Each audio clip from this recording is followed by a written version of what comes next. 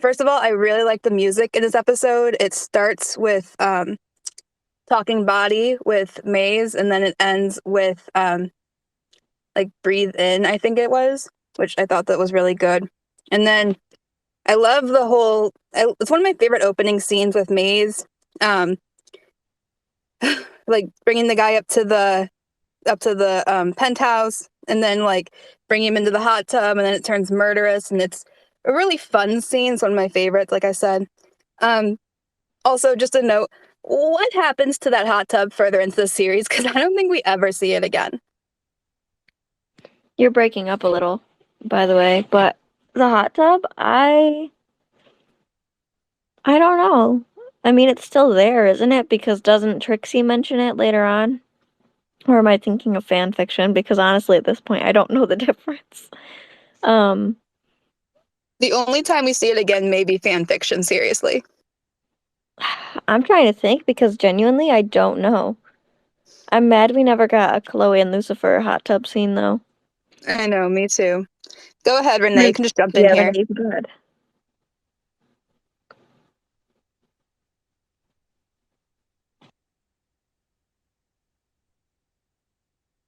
Renee, you can go.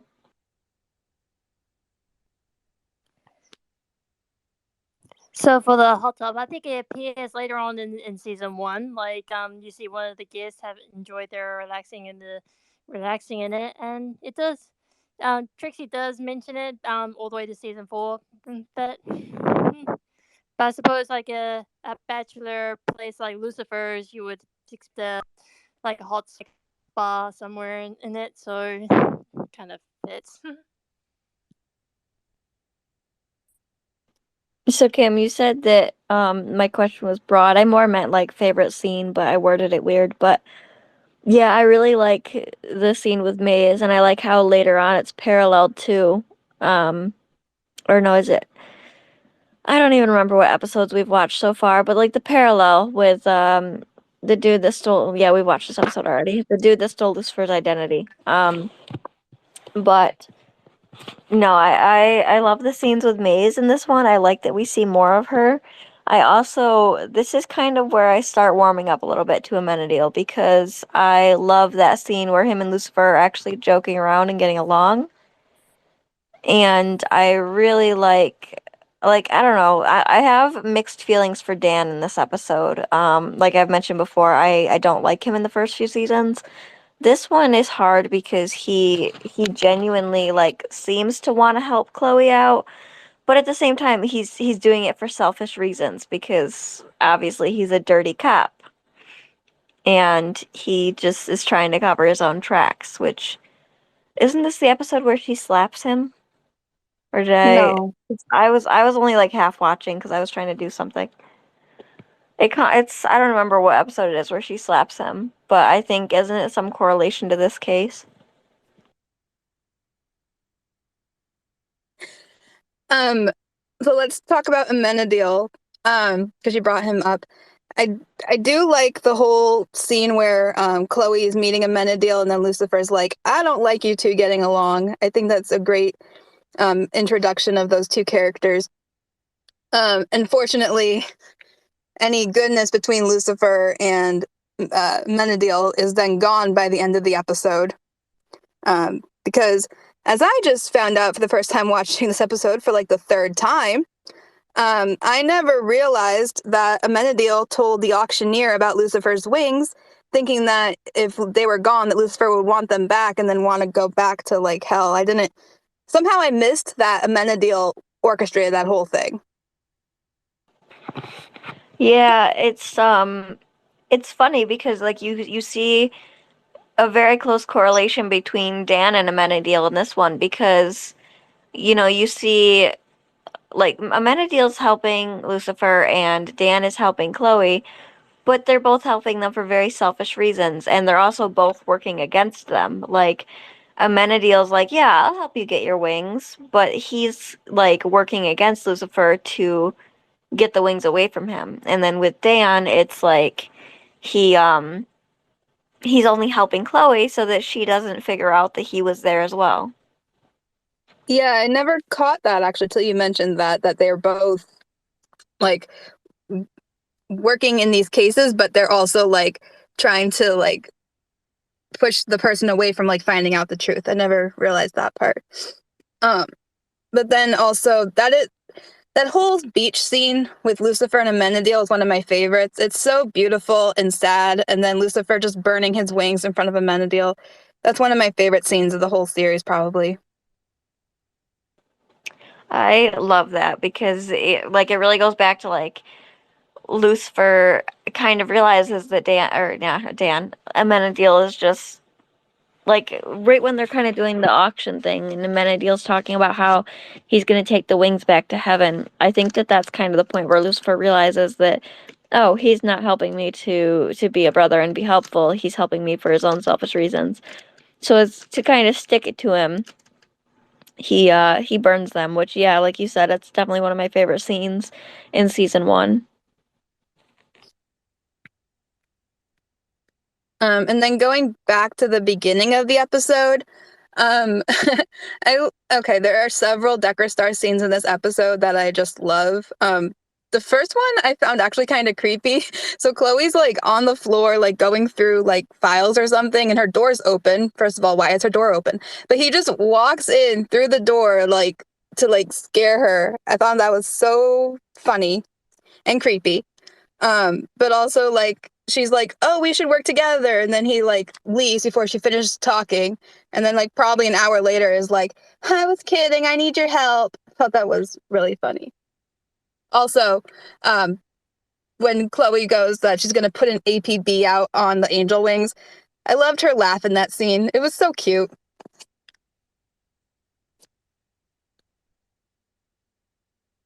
Anyone else can talk.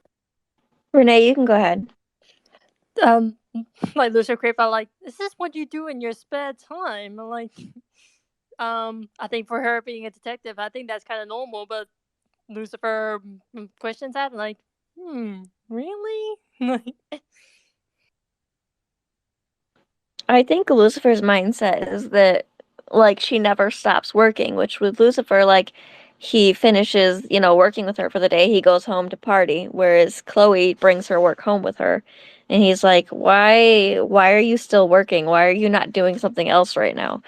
And in regards to the door question, Kim, I would assume that she was just like letting air in because like LA is very warm. So, um, but I I don't know. I have mixed feelings on Lucifer in this episode too because he's kind of an ass because he's very selfish, which is normal for Lucifer, but he's never normally like that with Chloe because he's like he goes to her looking for advice and then um I'm trying to add somebody to let them talk, but it's not working. Um and then he's like, "Yeah, okay, that makes sense." And then he just bails on her and she's like, "Okay, you're leaving me on this. Cool." Renee, go ahead.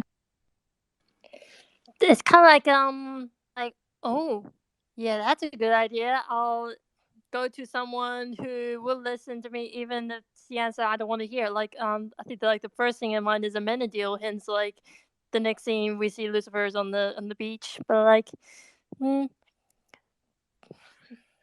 but I think that's part of his selfish personality we see like in the beginning of the season.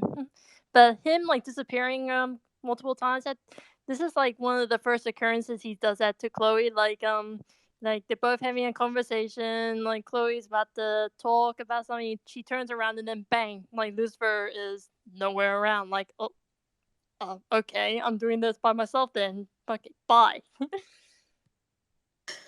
I didn't get the Lucifer being an ass while I was watching it, but you're absolutely correct because Chloe gets mad at him because he's so focused in his own case, and then she's like, literally, she like yells at him like, "You're just leaving me out here to hang to dry with the Palmetto case. Well, I'll go finish what I have to do. I guess you go do what you need to do." Like he was very selfish. I didn't catch that, but you're right.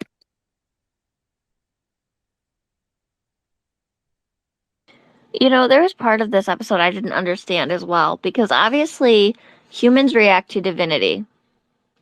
I mean, Chloe's kind of immune to that in this regard.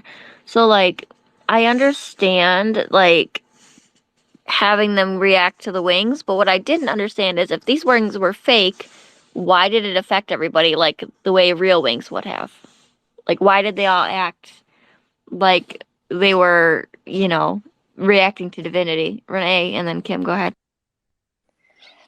I think because the way they presented in the auction that makes it more heavenly, like glowy, and everybody in this auction are like really big believers, like right. So they would instantly believe that these are actually real wings. So they would act like, whoa, like even when we get to the auctions house where the person who does the auction, sorry I forget his name, when we get to his house and he got the actual wings, he was like so odd, like, oh, whoa, what? So I think for the auction they just make it appear heavenly to like to hide the fact that it's actually fake, a fake copy of the wings. Yeah, they were just impressive and gorgeous, like everything else that was in that auction, which was all probably fake too. The people just believed it so hard that they're like, oh my God, look at this thing that's real. But that's what I'm saying is I don't get it because the divinity doesn't affect Chloe. Like she sees Lucifer's wings, she sees Amenadiel's wings, she sees all these things. So like, yeah, I can kind of understand the other people reacting that way if they believe that these are actually divine. But Chloe doesn't believe in any of that stuff. She's an atheist. She doesn't. So why is she somehow affected by these wings that are so obviously fake? Renee and then Kim, go ahead. So So here's my take. So Chloe is immune to Lucifer, but she actually had some like effect on Amenadiel like a little bit. Like so not completely immune to Lucifer, just she's like the only person who sees Lucifer as she is. And if you guys remember all the way to season 5 where everybody in the nuns like in the church like affected to Amenadiel like because he's reflecting their faith back to them. So maybe like Chloe has a little faith and it kind of reflects back to her. But also for the side note, I kind of like the little interaction with between Amenadiel and Chloe, and I think Lucifer got a little bit jealous. So like, wait, what's going on? Why are you um going with my brother? Like, okay, I gotta break it up because All I have to say about the wings is they're pretty. If I saw something that pretty, I would be like jaw dropped too. Um, but I just want to talk about that whole auction scene with Lucifer because you guys were seeing him being an ass this episode, and I was just like loving that whole scene of him at the auction, like rolling his eyes at, oh yeah, all these things are real. All these people believe in all these things. Like I thought he was so funny there. And then when he goes to like actually get his wings back, can we talk about his speech? Because I love his speech to the guy. I didn't write it down, but I do love the speech that he makes. And then how it was framed with the wings on either side of him. I thought that that was just like a gorgeous scene. And I loved, for me, this episode was really not much until we got to the auction scene and then after. And I really liked that part. I was actually just gonna say that I love the scene where it kind of pans out and you see the wings behind him. I loved that. I also wanted to say, like, I think my least favorite scene in this, which I don't often have scenes in these episodes where I'm like, I don't like this, but this was definitely one that I thought was kind of like cringy, the way they did it. That whole scene where Chloe is kind of recreating, the Palmetto Street thing. I don't know why, but like the way it was shot looks very strange to me. Does it look weird to anybody else, or is it just me? Kim, go ahead. I love that scene with them like acting out the like whole shooting and the whole scene. And then the three of them working together. I loved that. And I don't know any cops, but I think that's how like detectives really work. Like, let's reset the scene. So I No, don't I know. I found it don't to be mean believable. I don't mean like her. Like I guess I worded that weird. Not like the way that she was setting it up, but like the kind of like flashbacks that it showed with um Malcolm and all that. Like that looked very weird to me. Like, I don't know why. It just looked like maybe it was like the tint that they had to the scene or the way it was filmed. It looked off. Kim, go ahead. Yeah, I get that, especially with the flashback. I get that part. What I thought was interesting was when Dan puts his hand on Chloe's shoulder. I'm like, is that a part of the flashback or is that current? And I think knowing that Dan was at that scene, it makes it kind of like, ooh, that's interesting. Like that they put him into the flashback. I don't know.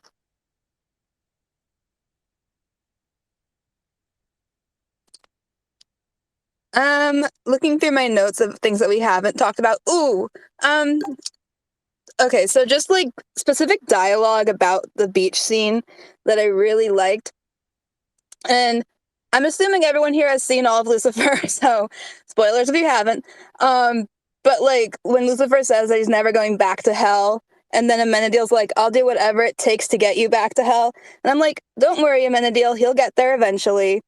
And then just also more about like looking toward the end of the series. This probably is people's favorite Maze line. I don't know. But when she says, I'm with you, Lucifer, from now until the end, I'm like, that's so true. Like, I just, all the foreshadowing, I guess, in this episode, like all the way through the series, it might be too much. I don't know.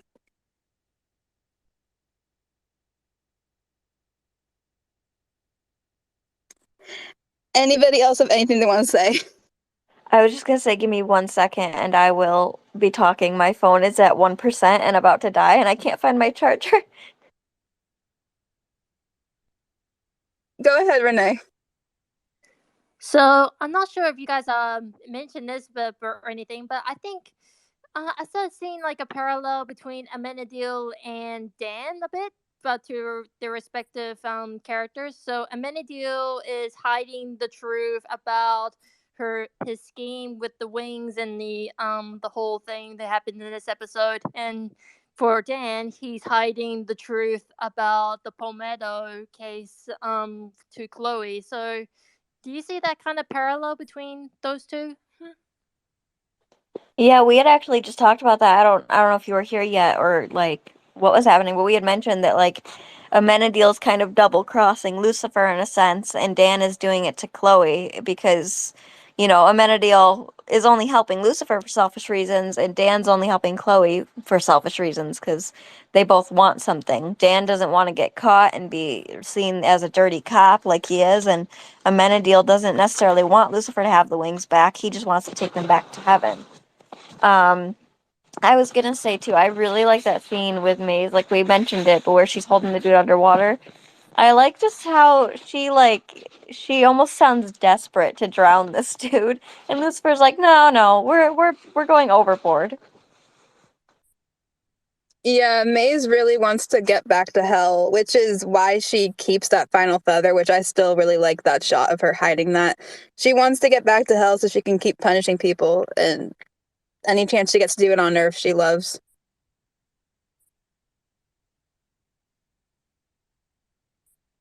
Go ahead, Renee.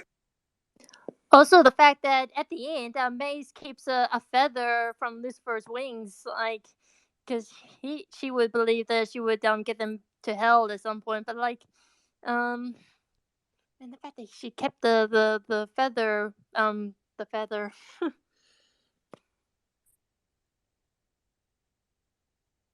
This was mentioned last week, but I didn't notice it, and then I did this week, and I think it's really interesting. Lucifer still thinks that he's just like vulnerable in general and is having like a morality issue in general, and he hasn't figured out yet that it's because of Chloe. And so like when he's at the auction and everybody brings out the guns, he's like kind of afraid. And I just thought that was really funny. That is really funny. I have something that's totally not related, but only because I just checked Instagram and I saw Lauren posted to her story. I love that she posted a bunch of Pepper pictures after all that stuff happened where people thought she got rid of Pepper. We will talk about that later. So I think, like, in regards to season one, this is definitely not so much for Dan because Dan takes a while, but I think this is definitely the start of a turning point for Amenadiel because him and Lucifer really had that moment during the auction, and I think that this is kind of where he starts warming up to Lucifer and realizing that maybe his brother isn't as bad as he makes him out to be. I don't remember what the next episode is, but I like that they get to have that moment, and it's not just constant negativity between the two of them. Kim and then Renee, go ahead. I'll go off what you said. You said that Amenadiel sees that Lucifer isn't that bad, or that Lucifer sees that Amenadiel isn't that bad? I would say that it's Amenadiel beginning to see that Lucifer isn't as bad as he thinks he is. Okay. Because I was going to say, Lucifer got real mad at Amenadiel for pulling that whole scheme with the wings. Oh, no, I know. I'm just saying that, like, I don't think it's so much, like, consciously that he realizes it, but I think that, like, somewhere deep down he's starting to realize, like, oh, Lucifer's not just, you know, Satan.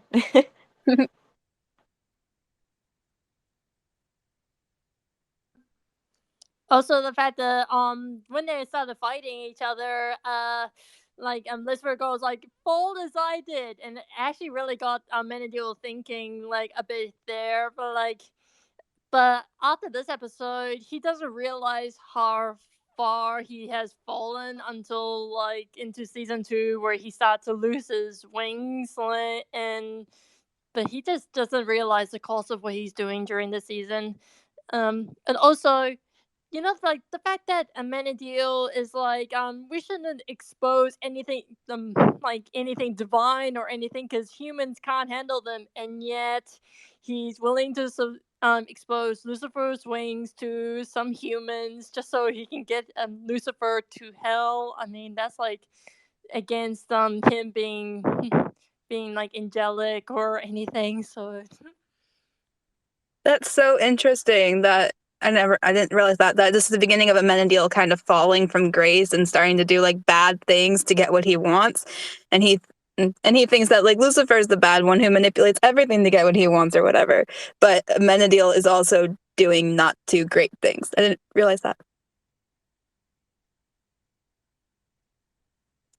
And then going back to just let's fangirl about Lauren for a second. I thought, and I think everybody agrees, that Chloe is gorgeous in this episode. The dress that she wears to the auction, and then the end scene, which by the way I love, that piano scene at the end. She looked freaking gorgeous in that scene. Her hair, her makeup, her dress, freaking gorgeous throughout the whole episode.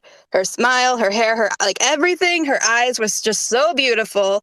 And like there was like a close up on her lips, and I'm like, that is just so beautiful. So I just want to fangirl for a second that she was gorgeous in this episode and very cute with that laugh earlier in the episode. I thought that was really cute.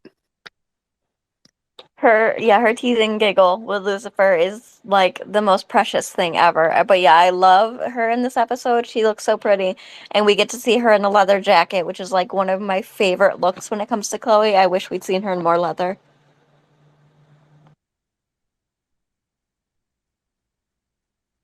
Also, while we're fangirling over the women, I know it's a really messed up scene, but like, I don't know, that scene with Maze in the hot tub, it looks really fun. Like, I want to go in that hot tub. I was gonna like go an opposite route with that and be like, Mace can drown me any day. But then also, Lucifer in that suit at the auction. Everyone just looks so great at the auction. And then even Amenadiel changing from the dress to the suit. Everybody looks so great.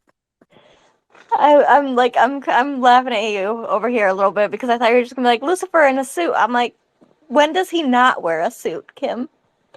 Okay, but I specifically mean the suit that he wears into the I know. auction. And I when just he's walking down that hall, like that's a really great shot, and it's a really great suit. It is a really great shot and it is a really great suit. I thought you were just wording it like Lucifer in a suit. I'm like, he's always in suits. That's all he wears. He wears nothing else except for the episode where he's trying to copy Dan and he dresses like a douchebag.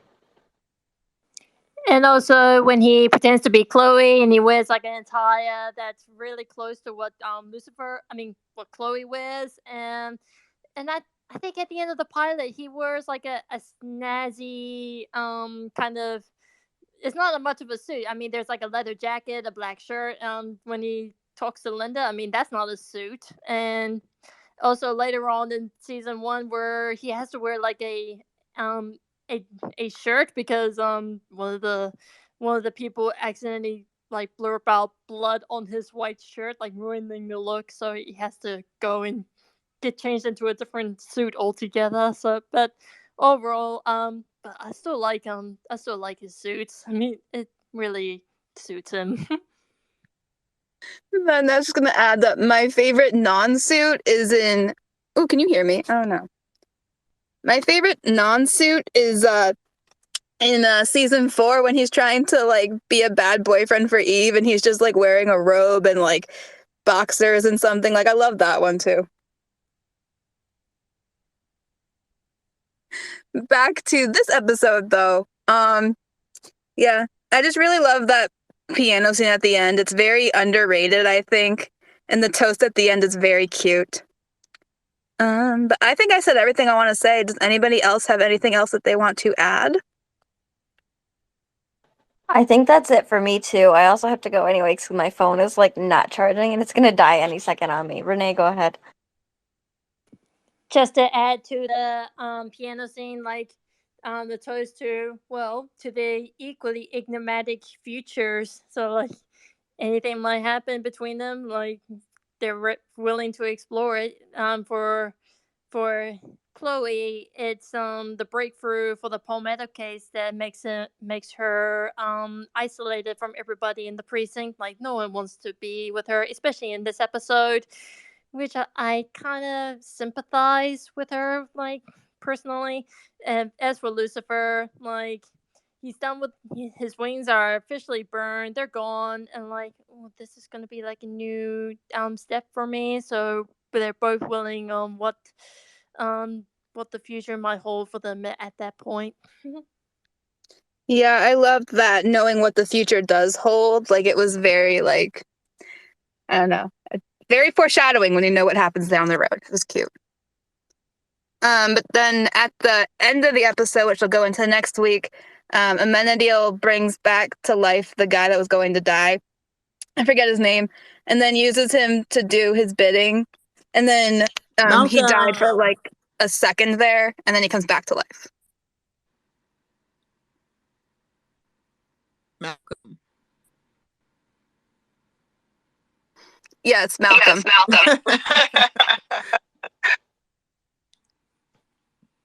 That was the only thing I could chime in and say.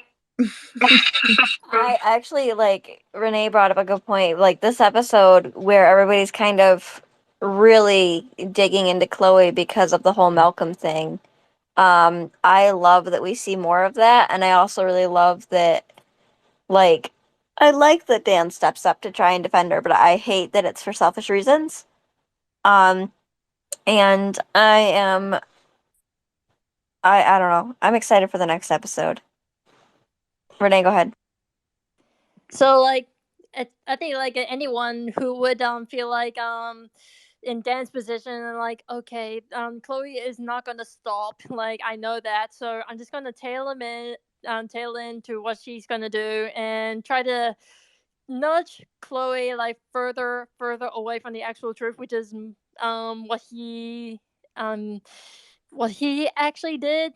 So I think anyone in Dan's position would do the same thing. So, but instead of coming forward, he has to hide. But the thing is, the truth will always reveal at some point. If someone keeps lying, like the truth will eventually come out. So he's got to come in terms with the truth when it does come out. So.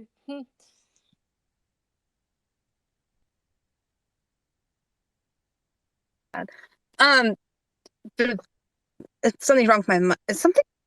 I don't know if you can hear me. If something's wrong with my mic, it's very weird.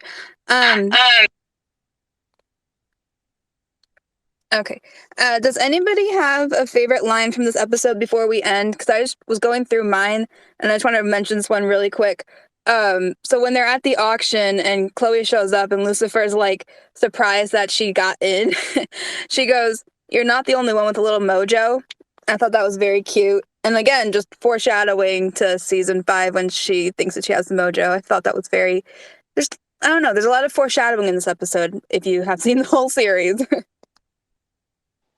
Yeah, I noticed that too. There were a lot of things that we can call back to when we get further into the show with this episode. This one and really the first episode of this season too. But I mean, yeah, I mean, unless anybody else has something else to add, I just don't want my phone to die and like lose the chat because I don't know if we'll keep it open if Kim's here. But I think that's really all I've got. Renee, you got anything else? So I can name a few, like when Lucifer enters the auctioneer's house, and like, oh, it's you, and he goes, "That's right, me, Lucifer, bloody morning star." um, and also if if you're a Triton of dang, then I'm the ticket to divinity, like, because he believes in the almighty dollar. Um, and by the way, when that Pentecostal coin, I got my own copy of the coin, so I got those like merchandise of Lucifer at home. Sweet. Yeah, I liked the. I'm so sorry, I forgot what you said, but no, I liked the first one that you mentioned. I forget which one it was. I'm so sorry. Um, my then the other one I wanted to add was when they're at the scene, like recreating the Palmetto crime, and Lucifer's like, "Can I have a gun?" And then Dan's like, "Well, he was more of a fan of like blah blah blah," and Lucifer's like, "Can I have a hammer then?" I just thought that was very funny.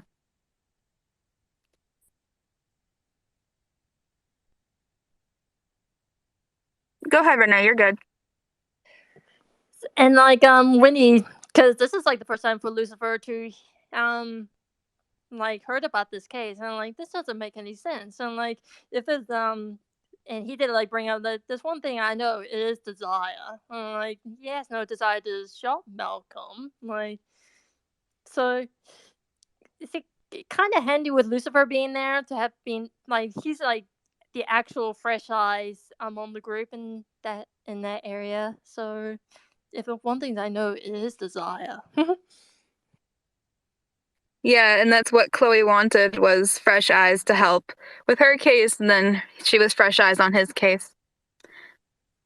Anybody else have anything they want to add before we end tonight?